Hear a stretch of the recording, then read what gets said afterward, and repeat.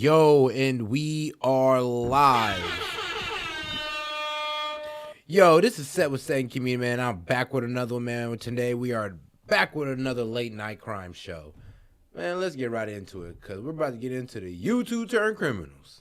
This video shows the aftermath of some truly horrifying events that transpired at the YouTuber Hunter Alavin's place in early December of 2023, ending up in a violent shootout with an influencer bleeding excessively, thousands of dollars in property damage, shattered dreams, shattered bones, and one person dead.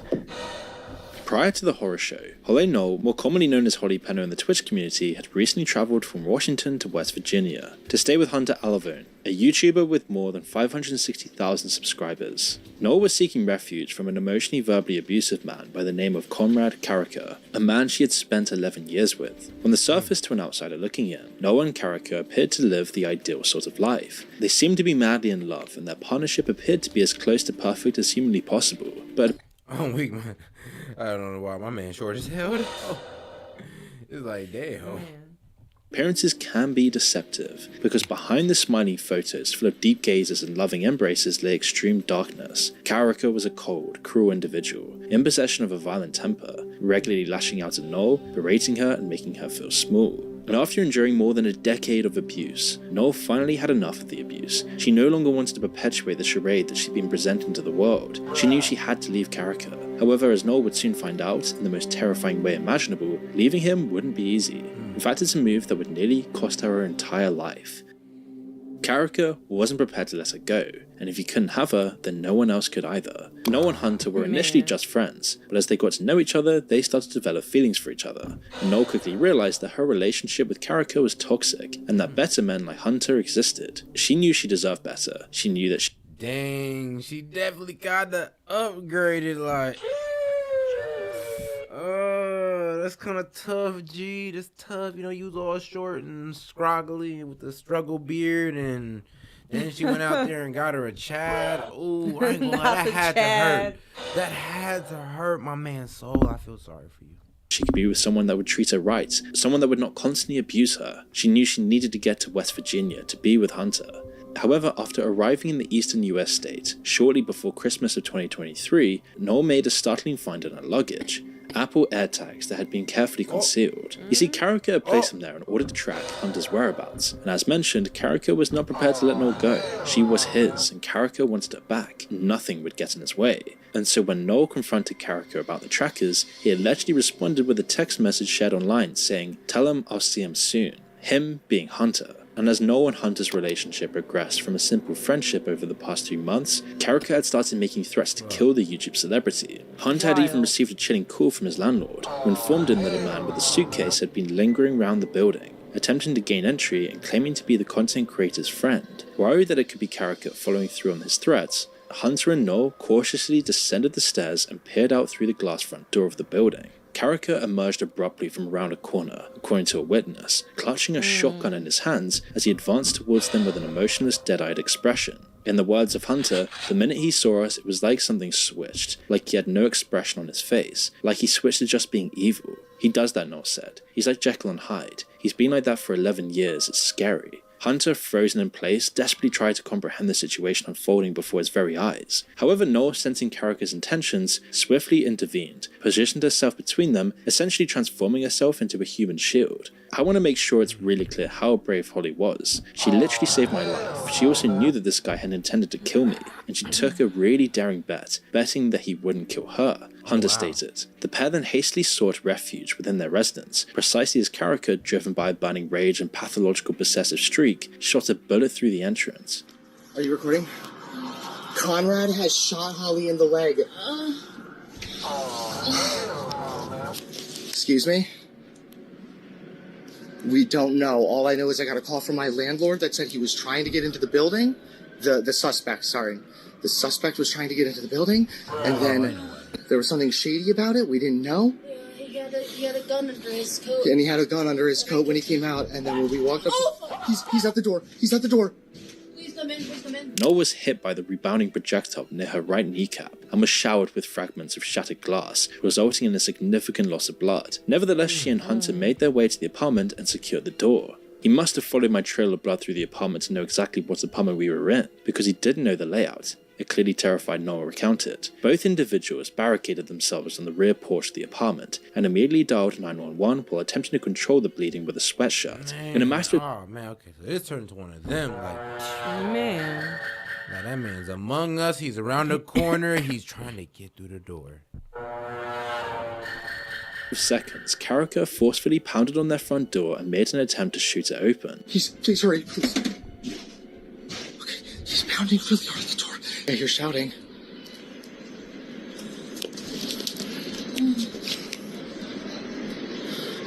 I think I hear them.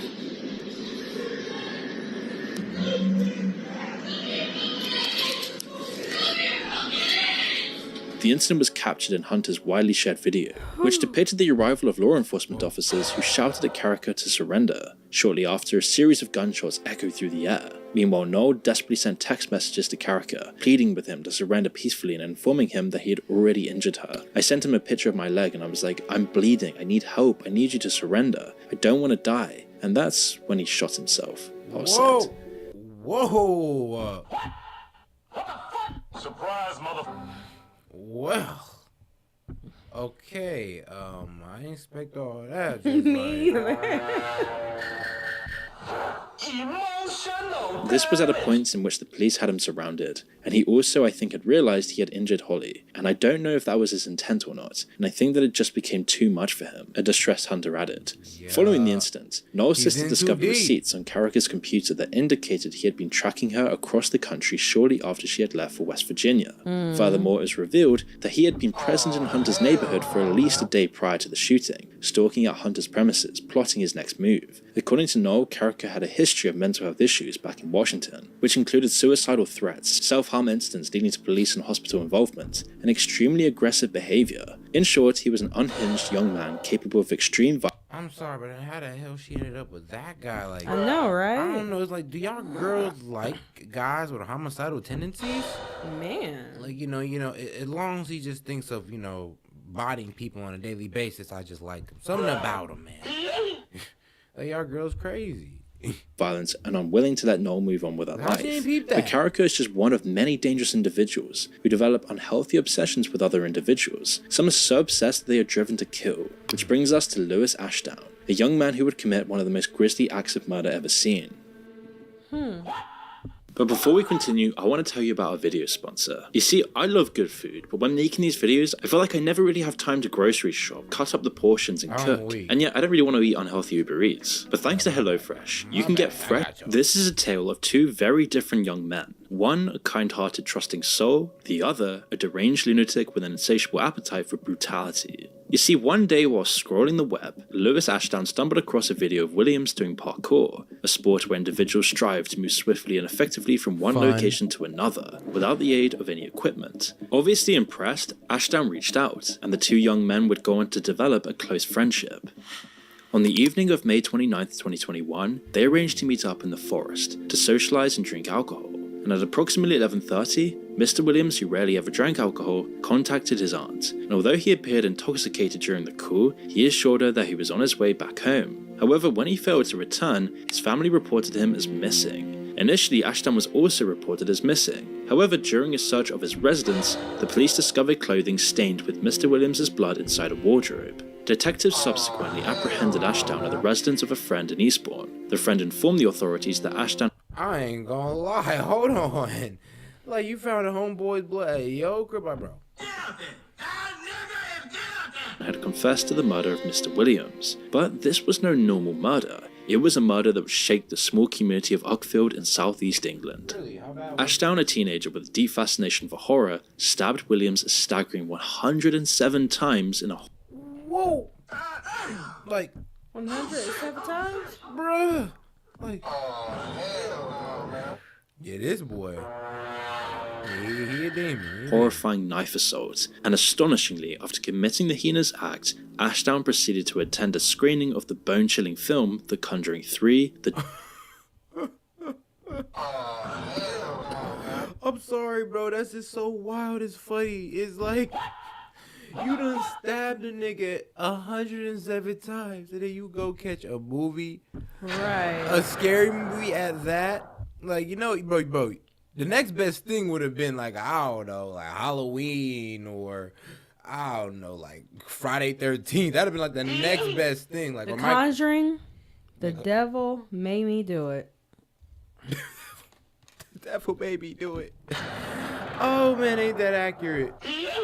The devil made me do it, which eerily mirrored the gruesome nature of his crime. In October of 2021, during the court proceedings, it was revealed that the Hollywood movie featured 3 scenes that bore a striking resemblance to the merciless attack that took place in the wooded Uckfield region. Following his trip to the cinema, Ashdown, now 22 years old, got drunk and told a friend about the dreadful act he had committed. He callously shared video clips from the incident while laughing. Ashdown even recorded over an hour of footage, capturing moments both preceding and following the brutal crime. Before dumping him in a river, Ashdown gouged out Williams' eyes. The distressing, deeply disturbing videos captured on that fateful night were deemed too horrifying to be presented as evidence at Lewis Crown Court. During the trial, the jury was informed that there was no rational explanation for the sheer brutality of the prolonged and sadistic assault, and in a chilling admission to his friend, Ashdown revealed, "I took a knife out with me, and it just felt right to do it. He was begging for help."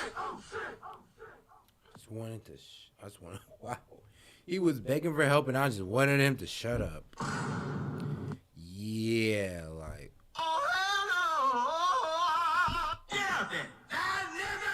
Help, and I just wanted him to shut up. Despite Mark's desperate pleas for assistance, Ashdown thrust the knife taken from his mother's kitchen into his victim's back, and as Mark begged Ashdown to call an ambulance, the assailant proceeded to stab him over 100 times. The friend, utterly shocked by this, told the authorities that all Ashdown wanted to do was kill. He said he felt good about it, and Mark deserved it. And during the court proceedings, it was revealed that Ashdown enticed Mark, who was accompanied by his brother, to a wooded area. Ashdown then managed to separate him from his brother by sending him a map with a link indicating the meeting location. After phoning his family to inform them of his drunken state and his intention to return home, Mark received reassurance from Ashdown that he would ensure his safe arrival. However, contrary to his promises, Ashdown had other plans. Mark Williams would never make it home. In a deeply emotional, heartbreaking victim impact statement, Lena Williams, the mother of the slain teen, labelled Ashdown a vicious and calculating killer. "That night was the worst of my life, and will forever haunt me," she said. "His life, future and dignity were taken. All he wanted was a friend," she added. "He was trusting, and this vulnerability cost him his life." A distraught Ms. Williams finished her statement by stating the following: "I wonder." You ain't tell your son not to trust strangers? Like, what? But, damn. That is sad, though. That is so sad. Because it's like, you don't expect stuff like, bro was sadistic. Like, that's not what normal people would do. It's like, you just, like, what? I'm thinking some accident happened or something. No, he just did it. He just had a knife. I felt right. I felt like he deserved it. And I felt like he should just get, shanked like 107 times. It's like, that's not normal. That's not normal thinking. I wonder for myself, can I live the rest of my life knowing I will never see my firstborn again? One thing I know is evil can never be rehabilitated. And she's right, it can't. The evil that occurred in the secluded wooded area in May of 2021 will haunt both her and the small town of Uckfield forever. That boy's a little demon, like a literal demon. 20 years ago, TV viewers were spoiled for choice, with a whole host of explosive, utterly engrossing shows flooding our screens. From The Wire to The West Wing, Shameless to The Sopranos, we were, not that long ago, fully immersed in a sea of quality TV shows. And one of the best shows of that era was Dexter, which began airing on Showtime in October of 2006. Banger. I mean, you was just talking about Dexter the other day. Oh God. It is really good show. The American crime drama set in Miami revolves around the character Dexter Morgan, played by the impeachable Michael C. Hall. Now, for the uninitiated, Dexter is a forensic technician specializing in bloodstain pattern analysis for the fictional Miami Metro Police Department. Well, that's his day job, of course. You see, Dexter also leads a secret double life as a vigilante serial killer. His murderous mission involves hunting down bad guys who have escaped the justice system due to corruption or legal loopholes. But unlike the vast majority of serial killers, Dexter lives by strict code, referred to as the Code of Harry. This set of principles was instilled in him by his father, aptly named Harry. Essentially, this code enables Dexter to direct his inclination towards murder, his dark passenger, and the distribution of vigilante justice. Like John Wick, he targets only those who have committed crimes. However, unlike John Wick, Dexter was actually inspired by a real-life serial killer named Pedro Rodriguez Filho.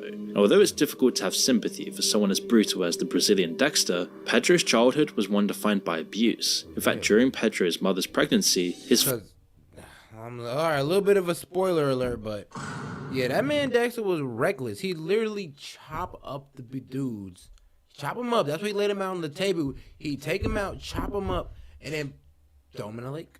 Like, literally throw them in the lake. He threw them in the same lake. They dug up that lake. They almost had like over 100 bodies. My man was catching them on a daily basis.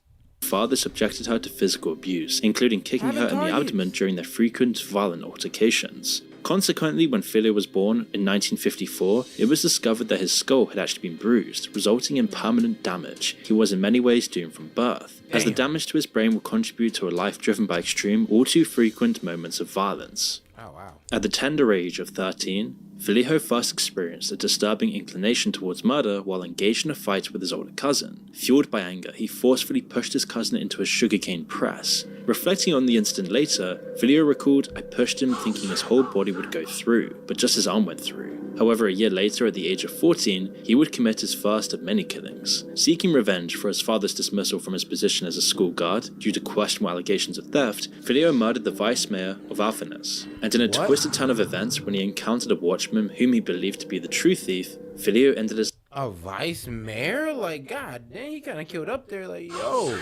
life as well, seeking refuge in Mogi de Cruzes, where his criminal activities commenced in earnest. During this period, he also proposed to a local resident, Maria Olympia, but tragically, shortly after, Olympia, who was carrying Filho's child at the time, was brutally murdered by members of a drug dealer's gang whom Filho had previously killed. Driven by vengeance, Filho resorted to torturing and killing individuals in order to extract information about his fiance's killers. At a wedding, I ain't gonna lie. I'm not gonna lie to you. I feel, bro. I ain't gonna lie to you. Like, I know it sounds crazy, but I ain't gonna lie. You killed my, you gonna lie my girl. I'm doing anything and everything to find you. I'm doing anything and everything to find you. I feel him on that. Organized by the gang's leaders and attended by its members, Filho and his associates mercilessly slaughtered the guests, resulting in the deaths of 7 individuals and the hospitalization of 16 others. And remarkably, all of these events unfolded while he was just 18 years old. He openly confessed to killing dozens of people, but argued that he never took the lives of innocent individuals. Instead, he contended he only ever targeted those who he deemed as bad people, criminals. In other words, Filho was in many ways the perfect psychopath, a killer with a somewhat conscience, perhaps. His actions appear not to have been driven by a thirst for blood, but rather a deep-seated anger, an anger that seemed to consume him over and over again. But eventually, after years of brutal murdering, he was fired. Criminals killed your wife and kid, dog. Yeah. It's like, I'd have been on that bullshit. I ain't gonna lie. That'd have made me snap a little bit too. Like, ain't no way you didn't. Y'all did what? Oh yeah, I gotta go. Yep. Finally captured by police officers in 1973. And although Pedro found himself behind bars, his penchant for murder never disappeared. Even in prison, he continued to add to his kill tally, adhering to his own Whoa. I'm sorry. I'm sorry, bro, but yeah, I have to hit y'all with the cause how does he went to jail and he still catching bodies? To consume him over and over again. But eventually, after years of brutal murdering, he was finally captured by police officers in 1973. And although Pedro found himself behind bars, his penchant for murder never disappeared. Even in prison, he continued to add to his kill tally. Adhering to his own Dexter-like code of Harry, he killed more than 40 inmates while incarcerated. 40 bodies? Like, while incarcerated. Holy shit. No cap. Oh, yeah. That powerful nigga at work here. Cause like, and What did he say? 40? One of his victims, a known rapist, was murdered within the confines of a police van. 40? One of the 40-plus individuals who died at his hands included his father, an abusive individual who, as you might recall, used to beat his mother on a frequent basis. But he even resorted to cannibalism during the murder by consuming his dead dad's heart. And although Yo! Yo, this man is wild. You guys wild, bro. Oh my goodness. Hold on, I gotta hear it again. Bro, cause he come on. That is cold hearted. But That is some wild shit. Of a police van. Like One of the you, but 40-plus I individuals who heart, died at his hands included his father, an abusive individual who, as you might recall, used to beat his mother on a frequent basis. Okay, but he even fucked up. resorted to cannibalism during the murder by consuming his dead dad's heart. And although he was initially sentenced to nearly 130 years, a lot of Aztec warrior awoken in that nigga at that very moment.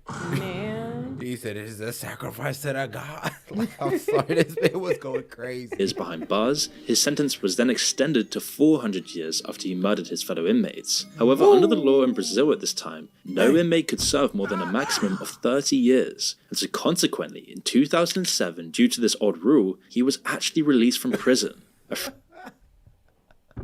You what? And then they released this man. Oh my God. It's like, I don't know if this dude is just being looked out by for God. Like God's just giving him the okay. Like, hey man, hey, you know, we love you up here, G. Free man once more. However, not long after his release, said, "You he caught would your go 40 back on to the bad street, I need to habits. catch As 40 in more in the 2011, jailhouse." he was arrested for making threats, possessing weapons, and participating in riots. But finally, in 2018, he would walk out of prison for the final time. And this time, he really was a changed man, reportedly undergoing a profound transformation during his second term behind bars. Inspired by his transformation, he actually decided to share his life experiences through a podcast on YouTube. Aí depois que você saiu, você fala. But this bro caught like 80 bodies. No. If he didn't call 40 and bring back, if he called 40 in jail, plus. imagine what No, this man more was than doing when he 40. was free. When we didn't know what he was doing. Imagine what that man did then. Bro, this bro probably got like 90 bodies plus. There's just no way you were tripping. And then we took a gamble on letting that nigga out. It's crazy. Foi atrás dele. Não, é pra matar na cadeia. Foi na cadeia? The second time. Whoa. I killed my father. Wait, he ate his father's heart in jail? That's what they said. Oh, I thought it was early. Okay, never mind. One of the bodies that he got while he was in jail was his father's, and that's the heart that he consumed. Damn. He was in jail. He met his father. And then Yeah, because they said that his father was beating his mom's ass on the regular. Oh, and he remembered as a kid, and then he just gave his dad that good old. Ah, man. So after you got out of prison, did you go after him? Saiu, você foi atrás dele. Não, é pra I matar na killed my cadeia. father in Foi na jail. cadeia? In jail? Yeah. É pra matar na cadeia, não foi na rua, eu tava preso já. I was already in jail. Eu fiquei 42 anos preso. I was in jail for That's 42 right. years. Arguably the most brutal serial killer in modern history had a second life as a YouTuber. In his podcast, he recounted the intricate details of his past and issued a cautionary message, advising individuals against pursuing a criminal path like he once did. However, despite his efforts to reform, he would ultimately face the consequences of his past actions in March of 2023, when a silence brutally assaulted the 68-year-old, slitting his throat and fatally shooting him while he was sitting outside a relative's residence. Now, well, I ain't gonna lie. Well, you gotta. Man, he was on gang. You mean he was on gang time? Remember, he was a gangster. So let's just take it back, though, cause Really, nigga? like, well, I thought my man was still kicking. Pursuing a criminal Okay. path like he once did. However, despite his efforts to reform, he would ultimately face the consequences of his past actions in March of 2023, when a silence brutally assaulted the 68-year-old, slitting his throat and fatally shooting him while he was sitting outside a relative's residence. Now it's time to discuss a YouTuber who became utterly obsessed with the idea of murder. The young man's name is Randy Stair, and his story is both disturbing and utterly terrifying. At the age of 15, Randy founded the Pioneers Productions channel. Initially, he produced a series of plays and vlogs, but later transitioned to creating sketch comedy videos. His renowned skits often revolved around him and various characters engaging in peculiar escapades. Randy himself voiced all of the characters in these videos. A few years later, after developing an unhealthy fascination with the character Ember, he made the decision to discontinue his Pioneers Production channel and embark on a fresh endeavour known as Ember's Ghost Squad, a series heavily inspired by Nickelodeon's Danny Phantom. Stair frequently uploaded videos, calling Ember his queen. At the same time, however, Randy's mental well-being started to deteriorate, and his content became considerably darker. This close. This close to my baby. Well, Ember was my baby. She's not my baby anymore. She's my queen. Like, because I'm sorry, but just like, he fell in love with a Danny Phantom character. Yeah, that was all Danny. Look, the obsession was real. Yes, that was a Danny Phantom character, if you don't remember. But, bro, what? Danny Phantom? Danny Phantom was that show, but the obsession is real. Like, yo. Began uploading several videos discussing his psychological health and his seething disdain for humanity. In fact, the final episode of Ember's Ghost Squad, featuring Randy and the Ghost Squad crew, depicted the character shooting up a high school. Shortly after this disturbing video, Stair would carry out a mass shooting at a supermarket where he worked, killing 3 people in the process. His victims included Terry Starling, age 63, Victoria Brong, age 26, and Brian Hayes, age 47. Prior to the attack, Stair, age 25 at the time, took precautions to prevent anyone from escape by blocking all emergency exits of the store, including securing the automated doors at the entrance. Oh, he wanted to go on a literal, like, unaliving spree. I'm gonna be real with you, bro. We just wanted to go body for body, just.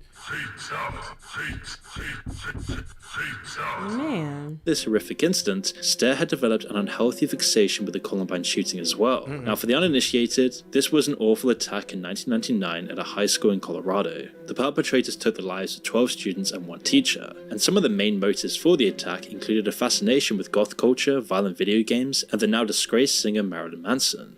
Reportedly, and rather strangely, Stair had delusions of transforming into a cartoon character in the afterlife. In his disturbing uploads, he would talk about the prospect of uniting with the aforementioned Ember in the realm beyond, and even delve into his transformation into a fictional character after his transition. Numerous YouTube videos on his now removed channel also featured him expressing his fascination with mortality and contemplating various methods of taking his own life. And in one of Stair's own journals, he starts with the quote, "I hate the fucking world," an infamous line from one of the perpetrators of the Columbine massacre. Stair even employed the identical model of shotgun that was utilized in the Columbine tragedy to fatally take the lives of 3 of his workers. Reportedly, 10 individuals who were considered close friends of Stair received an email from him, expressing his regret for not being able to meet his own standards, and stating by the time they read the message, he would have already passed away.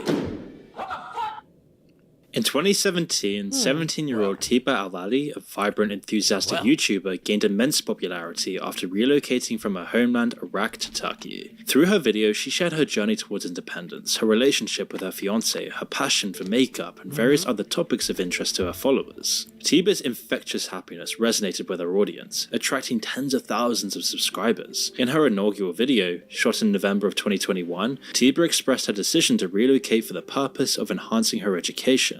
Tragically though, in January of 2023, Tiba returned to Iraq to visit her family, only to meet a horrifying fate at the hands of her own twisted father. Whoa. Now, according to reports, the father of Tiba never approved of her decision to relocate there or marry her Syrian-born fiancé, with whom she lived with in Istanbul. And upon her return to Iraq in 2023 to visit her hometown, Tiba became entangled in a family dispute, one that would end in tragedy. Oh wow. You play with the Muslims. I am displeased with you staying in Turkey. Till today, I can't accept. Damn, hold on, man. Sweet baby girl, you gotta.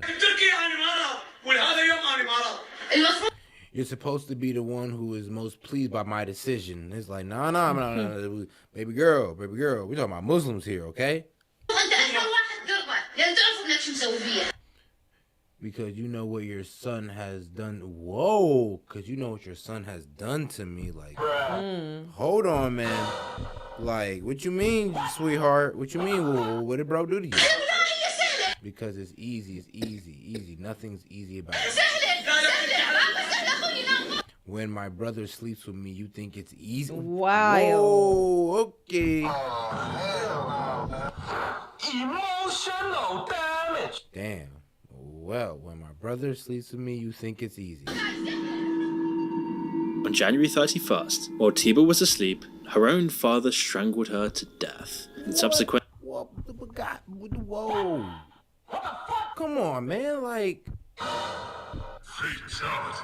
In her sleep, you're like, damn, you just had a crazy-ass argument like that. She go ahead and tell you, hey, yo, you low-key let my brother, I guess, S.A.'d me. And then you gonna strangle her in her sleep.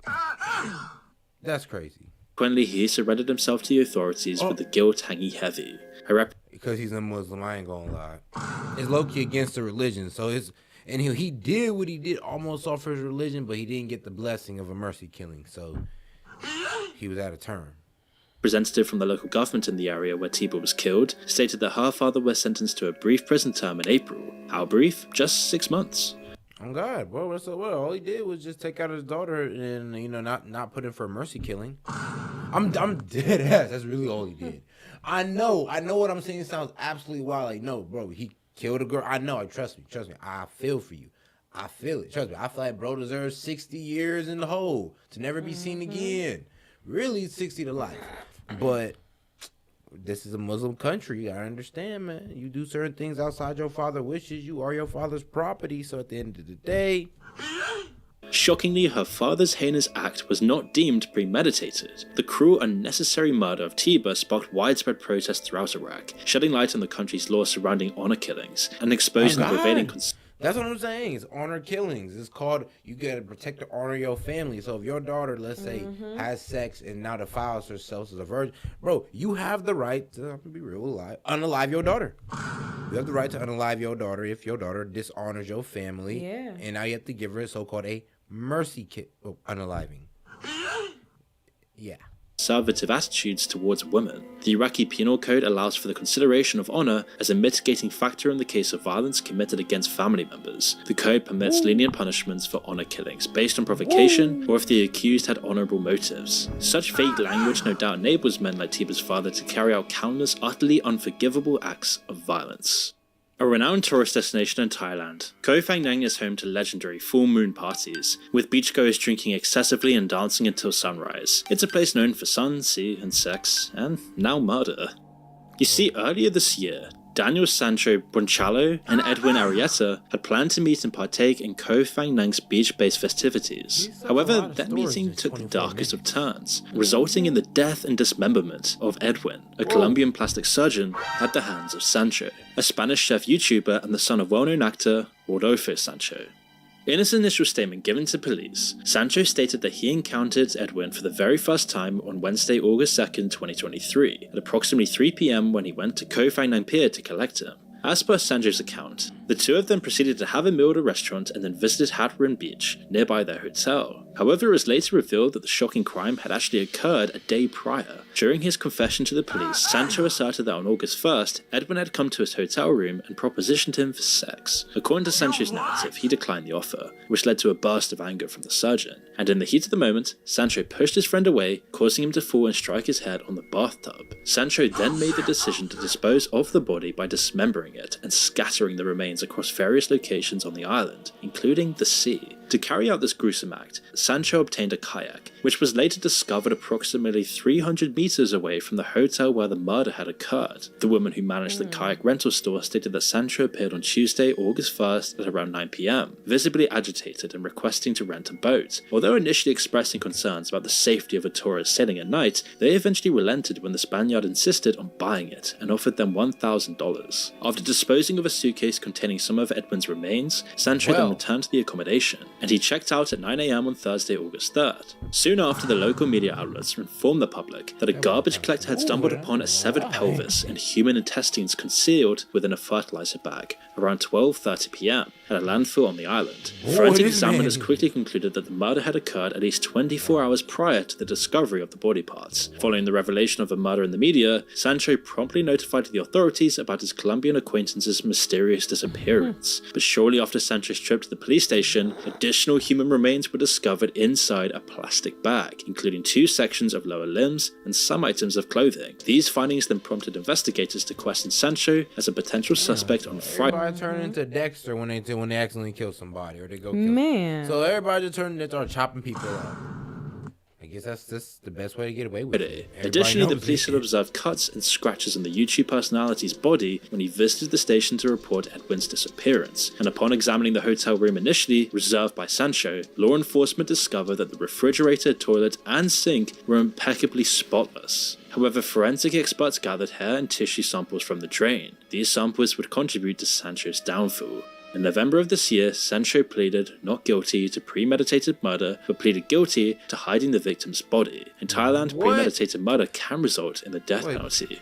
So will I'm weak as hell. This man funny. He like, I ain't kill it, but I did dump it. Yeah, this man is hilarious. You know what? He must have been a riot in the courtroom. Sancho have his life taken for the act of murder? In truth, only time will tell here. But whatever occurs, one thing is for sure. His life will never be the same again. Yeah, it's a wrap. That's facts. It's a wrap. Hey, I like how you ended that one out. But anyway, though, man, let us know y'all thoughts and comments on this, man. This was a fun one. This had a lot of surprises, I swear to God. Yeah, it was fun. But anyway, though, this is 7 Community closing out, man. Make sure y'all tune in almost every night for our late night crime show. Peace. And